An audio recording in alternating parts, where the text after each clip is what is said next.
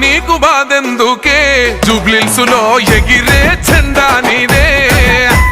నవీనన్న నీ గెలుపుతో జూబ్లీహిల్స్ కొత్త చరితే రాసుకుంటాదే